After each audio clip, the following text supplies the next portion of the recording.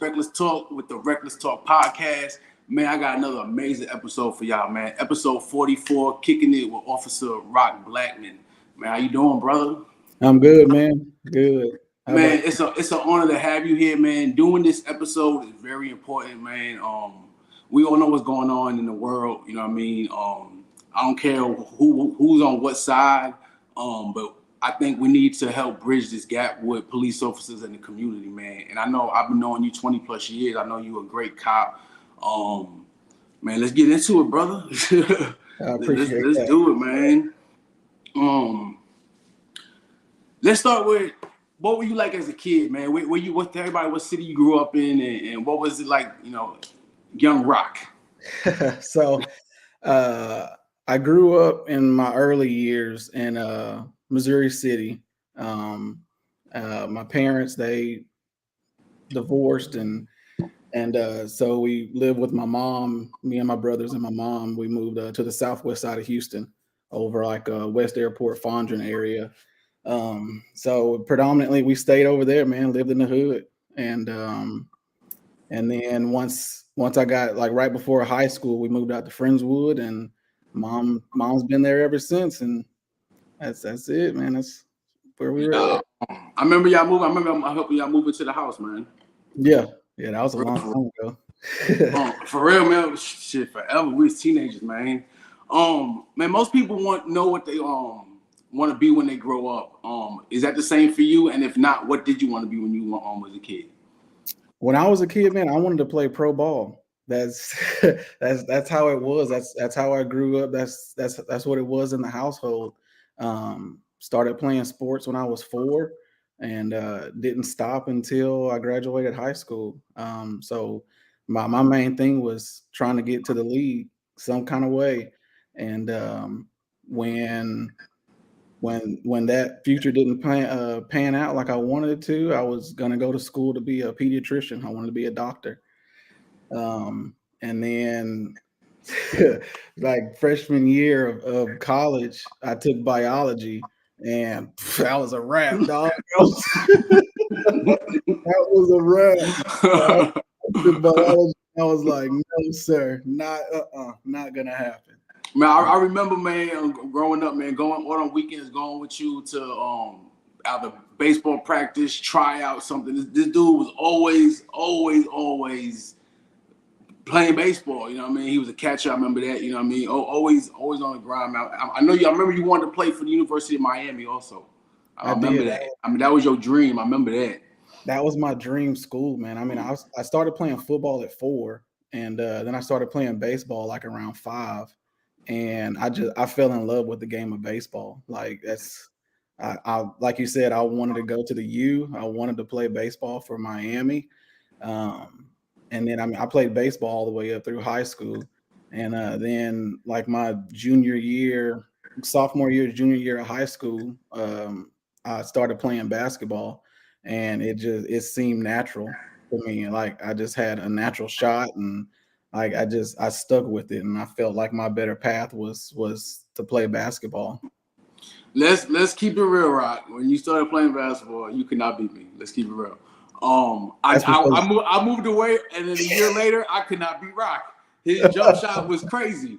Like I'm like, what just happened? A lot of hours in the gym. A lot of hours in the gym, dude. Like, I would get up before school. My mom, we had a membership to 24-hour fitness. And my mom would get up with me every morning at 4 o'clock in the morning, and we would go to 24-hour fitness, and I'll shoot 500 jump shots, and she'll rebound for me and pass them back out to me, and I just grind it. Man, dedication, man. That's what's up. Big shout out to Mama, for real, man. Definitely. For real. So we know what you like to do outside of baseball. What else did you like to do as a kid? Just be with family. I'm a huge family guy. I always have been, and I still am to this day. Huge family guy. And that's if I wasn't playing sports, then I was with my mom, my brothers, was with my dad, my little sisters, and everyone on my dad's side of the family, my aunts, my cousins, my uncles. Like that's what we did. We hung out. Like me and my cousins, we don't consider ourselves cousins. We consider ourselves like brothers and sisters, because me and my brothers are the only boys, and everybody else it's all girls. So Yeah. they were like my sisters. We grew up together. We would ride the bus to school together. Everything together. If you seen one of us, you seen all of us. That's just how it was. That's what's up. Hell yeah, man. Let's talk about what made you want to be a cop. I didn't want to go into law enforcement until I started working at Fry's right after high school. I worked there and was doing like customer service type stuff. And then I got approached by one of the loss prevention folks, and they wanted me to transfer departments over to loss prevention. And I looked at it as, hey, I ain't got to wear no tie, no long sleeves. I get to wear regular clothes. And I was all for it just for that, just to wear regular clothes to work. And doing that, it piqued my interest there, catching people shoplifting and interacting with Webster PD and talking to their officers. And I just wanted to do more. Yeah, that's what's up, man. Got bit by that bug, I guess. Man, tell us, what was it like going through the academy?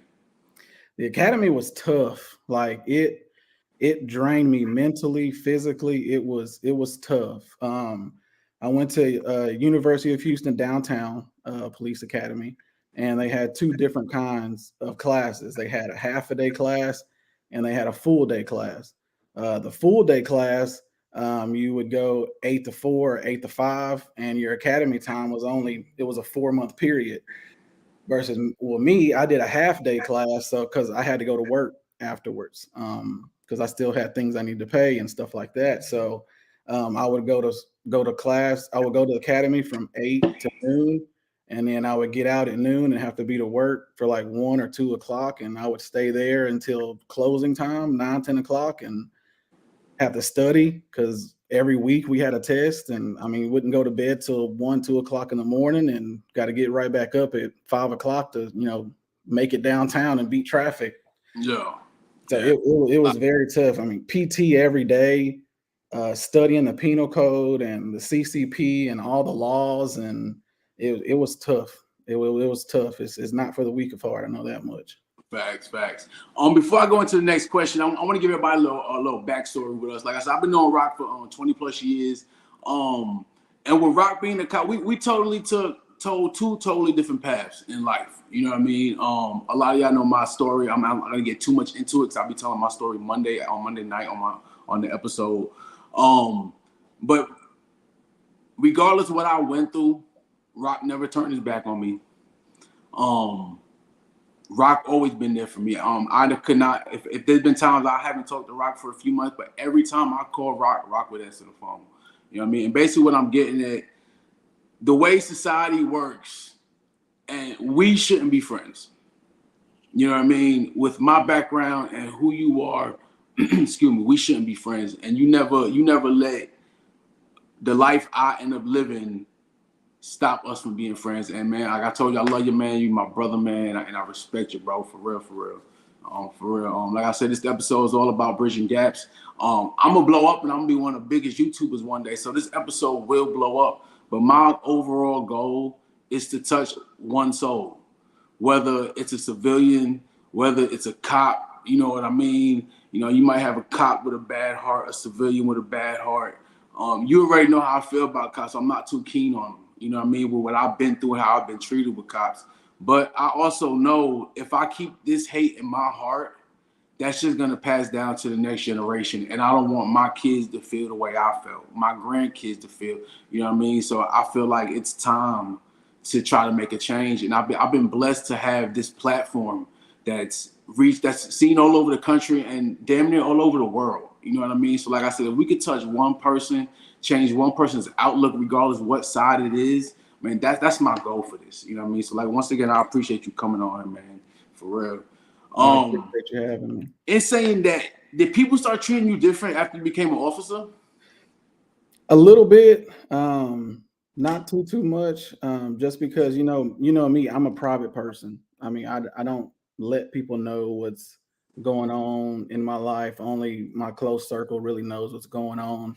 I don't post a lot of police things. I don't post pictures of myself in uniform and stuff like that. Not that I'm embarrassed of what I do. I love what I do. I think I was put on this earth to do what I do.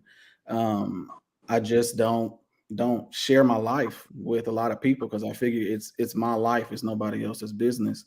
But I mean, yeah, there were a few people. I mean, I lost friends from high school. They stopped talking to me once they found out I was an officer.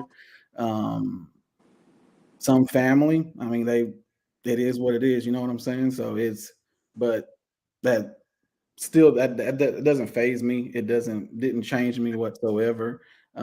Because I look at it as their loss. I mean, they're missing out on being in my life and still wanting to communicate with me, and it's just it's their loss. Yeah, facts, big time facts, man. Man, let's talk about SWAT. What made you join SWAT, man? Like, fuck. I always wanted to do it. You seen that movie SWAT, and that's what it is. That's what did it. I did. Like, I've seen that movie 1,000 times. What really wanted me to do it was there used to be a show called U.S. Customs. I'm sorry. It was U.S. Custom. It was a Fugitive Task Force. It used to be on A&E. I know you're talking about. I know exactly what you're And talking about. it was a team up in New York, and they would serve, warrants on people, and that I wanted to do that. And so the first agency I worked for, we had a SWAT team. And when I first got hired on there, I was like almost 280 pounds. Like I blew up. Like I was huge.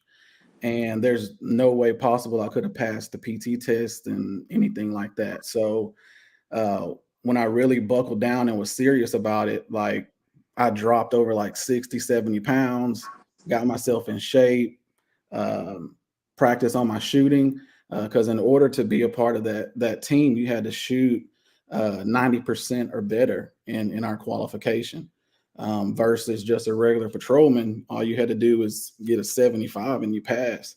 Yeah. So to shoot 90% or better, I mean, it was very, very tough. And so I did that. I busted my tail. I grinded, and I was able to make the team. And went to SWAT school, which was no joke. It was a week long of hell. Like it was torture on the body, on the mind. It was tough, and I gained a lot of respect for myself, like pushing myself through it. And of course, my wife, Katrina, she pushed me through it because I came home every day and she saw how wiped I was, and uh, she kept pushing me to, get up every day and go through it because that was a goal of mine that I wanted to accomplish. And I did. I was served on our team for about, I want to say like 3 or 4 years. That's what's up, man. If you can you give us one of your fondest memories of being a part of SWAT?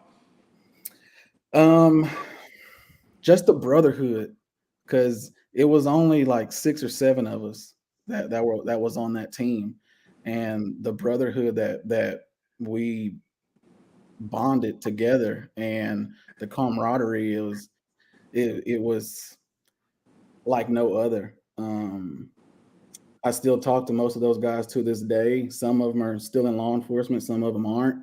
Um, and it was just the brotherhood that I gained from those guys, and the trust. Like when our team was mostly a narcotic search warrant team, so the only pretty much the only raids that we did was for dope. And we would hit houses early in the morning, or sometimes at nighttime, depending on what our narcotics guys wanted us to do, and set up a game plan. And I mean, we hit it. I mean, and out of our 6 or 7 guys, like, you have to trust those people more than anything, Yeah. because it's just y'all going into this house or this building. You have a weak floor plan, or sometimes you have a solid floor plan, and you know which room you're hitting and stuff like that. And then, I mean, you can game plan all day, and you can game plan for hours, and you can discuss tactics and stuff like that for hours. But the second you hit that door and you go in that person's house, you don't know if it's booby trapped, You don't know if they are actually awake and they're waiting for you. If somebody got tipped off, it's so you have to trust the man in front of you. You got to trust the man behind you. You got to trust the man beside you, and they have to trust you as well, because it's life or death. You're going into a place that none of us have ever been into. Yeah. But you're going into somebody else's house. Only they know the creeks and crevices and the do's and don'ts of their house. And I mean, you're just going and you're flowing and you're feeding off of each other, and it was exciting and I loved it. That's what's up, man. Who would you say is your biggest supporter? I know you mentioned your wife. I know you and your wife been together since high school, man. Mhm. I got a story I want to tell. I'm not about to embarrass you. And you know what story it is too. But who would you say is your biggest supporters? Number one is Katrina, my beautiful bride. She's the reason why I do what I do. My babies, my twin boys, Jackson Jordan, and my daughter Gabby. Um, my mom, of course. Mom's always had my back. My brothers, my dad, um, and the list goes on and on. But Katrina, my bride, that girl there, Yeah, that's a she's been with blessing, man. me. That's one thing I know, man. You have a big following, man. You're a Hmm. major support system. I guess I know a lot of your family, your mother, your grandmother, your dad, cousins.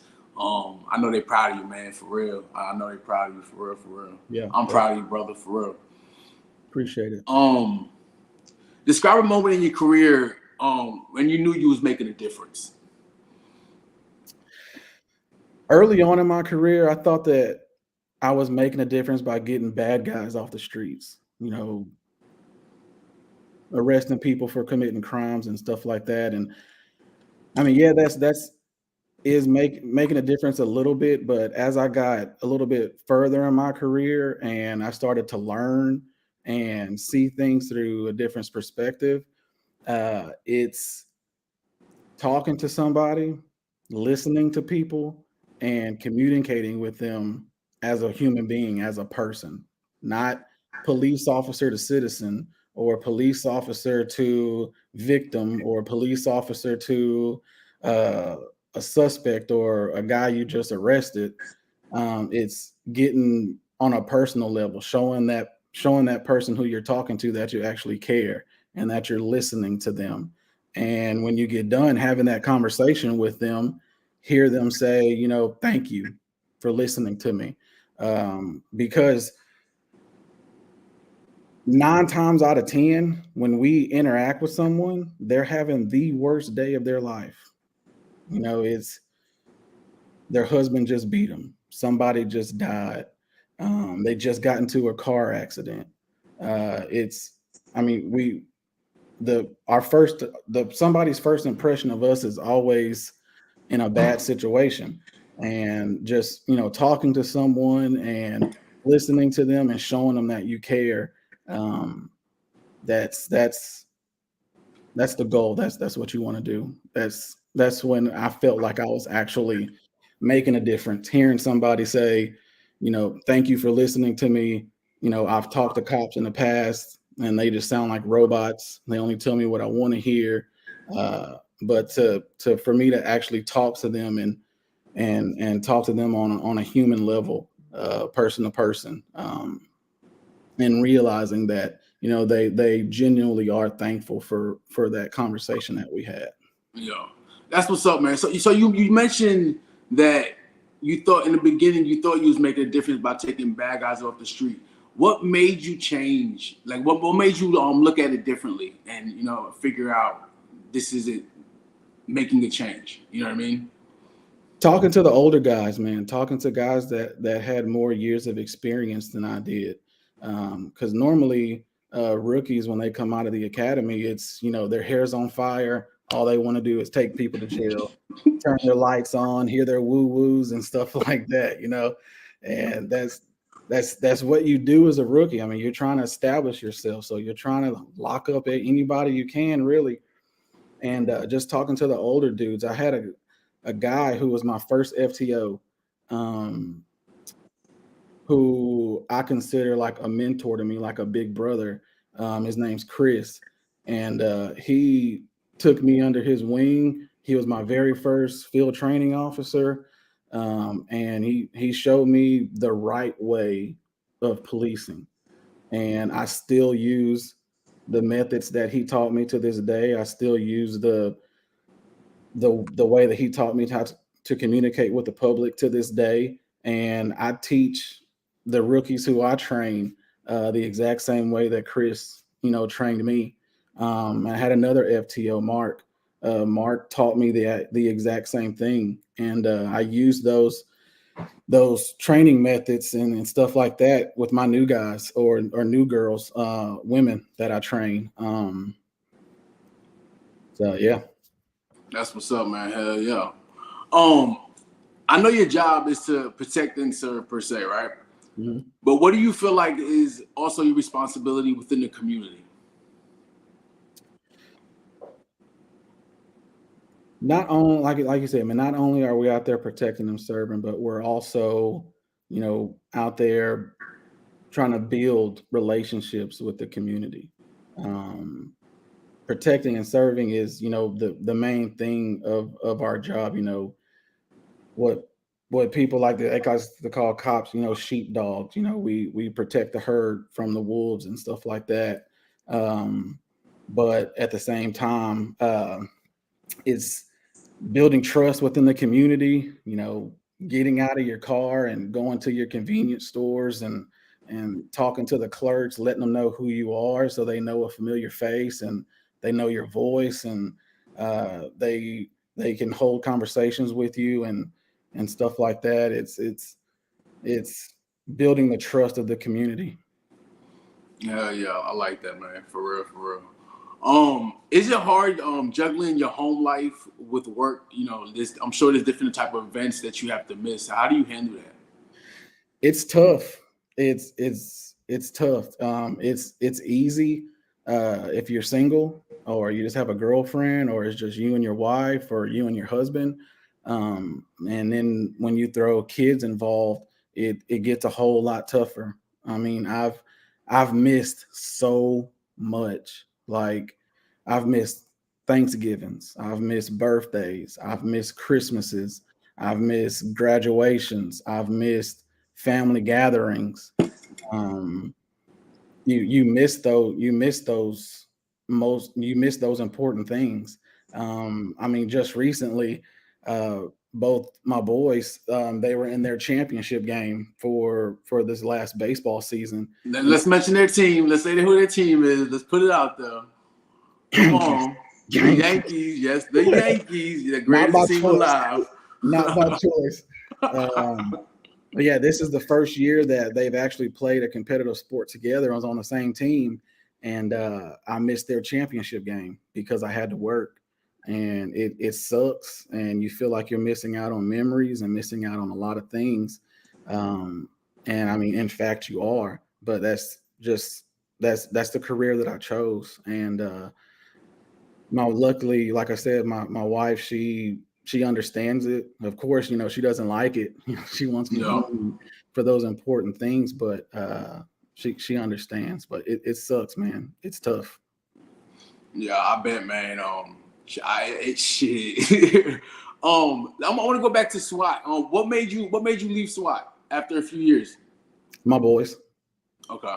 When the boys were born, me and Katrina sat down and talked, and I was like, my job is already scary and dangerous enough. No need to put myself in more harm's way. So I decided to hang everything up once the boys were born. That's what's up. Yeah. What would you tell a young man or a young woman who's thinking to become a police officer? I would tell them two things. There's the good side in law enforcement, and then there's the bad things. There's you see things and you experience things and you have to do things that a normal person should not see, should not do. And you have to have thick skin. You can't let it get to you. And if it does get to you, you got to have enough courage to go talk to a professional to get your mind right. Because if your Yeah. mind's not right, then you're a danger to yourself. You're a danger to the public. You're a danger to your partners, your brothers and sisters in blue.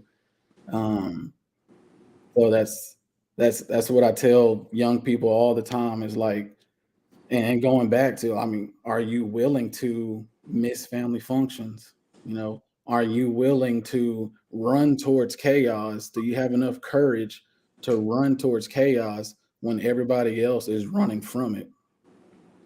I'm Um, the one running from it. I'm not running to a bullet. I hear shooting. I'm going the other way. I'm not the guy to be a cop. Not happening. Nope. Turn that car around real quick. For real. If there was one thing you can tell the general public about being a police officer or the life of a police officer, what would it be? that we're human just like you. We make mistakes just like you. We're not perfect. Yes, we're held to a higher standard because what the public puts us in charge of doing. So yeah, we have higher standards and we have higher criteria that we have to do. But at the same time, we're humans. We're not robots. We're gonna make mistakes, um, and we have to learn from those mistakes. And I mean, everybody makes mistakes every single day. So we're humans. That's it, man. Yeah. Yeah.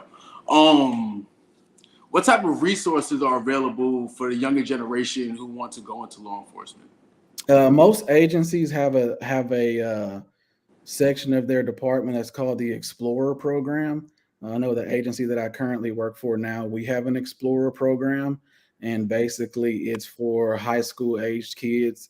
They can be a part of our Explorer program, and officers actually teach them and train them on some of our tactics and trainings and like handcuffing, traffic stops, crisis intervention, how to talk to people. Um, and they actually have like competitions, like legit competitions with other agencies statewide. And, they get trophies and medals and stuff like that. And a lot of the explorers um, end up being police officers. So if there is a young person trying to get get their foot into law enforcement, call your local agency and see if they have an explorer post and contact them. And is that a free thing? Yes, yeah, 100% free. Yeah. Oh, that's awesome. Hell yeah, hell yeah. So we all know what's going on in the world. With cops and civilians. Let's keep it where it's been going on, but now with social media, it's out there. Um, what advice would you give, or what words of encouragement would you give to a civilian that frowns upon cops? What message would you want to tell them? I would say sit down and talk to one. Sit down and talk to a police officer. Um, pick his or her mind, pick his or her brain, and have a civilized conversation like me and you are having now, just going back and forth, asking questions and getting answers, and you know, um, and allow the officer to ask questions and get your input as well, because the only way we can fix what's going on now is to have communication with one another, try to understand the other person, the other party, the other group, um, and just try to see eye to eye. I mean, not everything is black and white. Not everything is, you're going to see eye to eye on, because everybody has their own different experiences and interactions with the police and the public.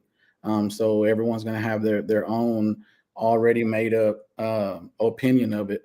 but I would say just have a conversation with us. Yeah, hell If yeah. if you see us at a store or something like that, just have a quick 5, 10 minute, 15-minute conversation with us. That's what we're there for. We're there to interact with the public and talk to people and do the exact same thing you're doing. So don't be afraid to come up and ask us a question and talk to us. Yeah, yeah. And you mentioned earlier, when officers first come in, they try to make a name for themselves. They're going gun ho. They want to arrest people to get them off the street. What advice would you give those officers? Slow down. Slow down. Plain Uh, and simple. Slow down. down. Slow it down. There's no need to make a name for yourself because you're going to make a name for yourself if you do the right thing anyway. Amen, man. Amen. For real. And I mean, it's just like in any career, really. I mean, let's say you're a salesperson. When you first get that job, you're going to go into it with your hair on fire, trying to get a bunch of sales and stuff like that. So I mean, it's just like any other career. But in our career, it's you got to slow down. I tell my rookies all the time, like, calm your breathing down, slow down. This isn't a race. Just take your time, think, be patient. No. And if you do the right things, you'll make a name for yourself with the numbers that you produce. You don't have to go buck wild with your hair on fire. Hell yeah. Does becoming a police officer mean you lose fun and just on your human side in your everyday life? Depends on how you deal with it. You can get lost. You can get lost in the sauce, and you can forget who you are, just because you're so consumed with everything. Especially first starting out, you're just so consumed with so much information, and you don't know what you're doing. I mean, yeah, you go to the academy, and they teach you the laws and how to handcuff people and stuff like that, but you don't really learn how to be the police until you get hired on and you start the field training program. That's when No. you learn how to be the police. Because you can only learn so much from doing skits and scenarios and stuff like that in the police academy versus dealing with somebody in real life that's going through a traumatic event. Like No. that's when you learn how to talk to people and how to deal with those situations. So that's when you learn how to be the real police. No. So you mentioned training in academy. Do you think if your training in academy was longer, it would be more beneficial to cops, to the officers? Yes and no, because really the academy is just like I said, it's teaching you the law. It's teaching you the penal code. Um, it's teaching you how to effect an arrest. It's teaching you how to drive a police car. Um, can it be longer? Yeah, they can go in more depth with it. But a lot of the things that I learned in the academy, I don't use on a day-to-day basis. No. I use what I've learned during field training. Um, so I mean, yeah, it would benefit if the academy was a little bit longer, but at the same time, in my opinion, it really wouldn't matter. No. That's what's up, man. All right, so we got one more question before we end this interview. What advice would you give the younger generation pursuing whatever it is they're pursuing in life? Stay focused, grind. Um, don't let up. If you have a dream, pursue it. Don't listen to the outside noise because the only person that you have to prove anything is to yourself. There's going to be people that doubt you and tell you not to do something, but at the end of the day, if that's something that you want to pursue, make sure you pursue it 110%. You give it your all, and once you get to the position that you want, continue to do the exact same thing that got you there. Because sometimes when you reach a place, you get lackadaisical, you get comfort being where you're at, and you forgot that grind that got you to where you're at. So just continue to grind, believe in yourself, and don't listen to the bull jump. Yeah, that's great advice, brother. Man, we're gonna go ahead and end this interview. Man, I appreciate you coming through, man. Like I said, this is a very important episode for me, man. I really want to bridge the gaps with officers in our communities, man. And I think you're the perfect guy to have on here for that, man. I truly appreciate it. I love your man. Like I said, we've been rocking for 20 plus years, and we're gonna keep going, man, for real. You already know how I feel. I respect you, brother. I respect everything you do, for real. And I'm gonna keep it real, man. Like I said, you know how I feel about police, man. But you keep me. What's the word I'm looking for, man? You keep me having faith. You know what I mean? Faith in humanity. You know what I mean? Because I know you out there. You know what I mean? And all cops ain't bad cops. There's a lot of good cops, a lot of bad cops, and I know my guy's a good cop. You know what I mean? And that keeps me pushing, man. I truly respect that, and I appreciate you, brother, for real. Definitely, man. I appreciate you having me on. I love you too, my boo, my brother, and thank you for having me on. And I can't wait to get back on again. Yes, sir. Yes, sir. And saying that, episode 44, kicking it with Officer Blackmon, bridging gaps. We are done, man. H-Town, stand up.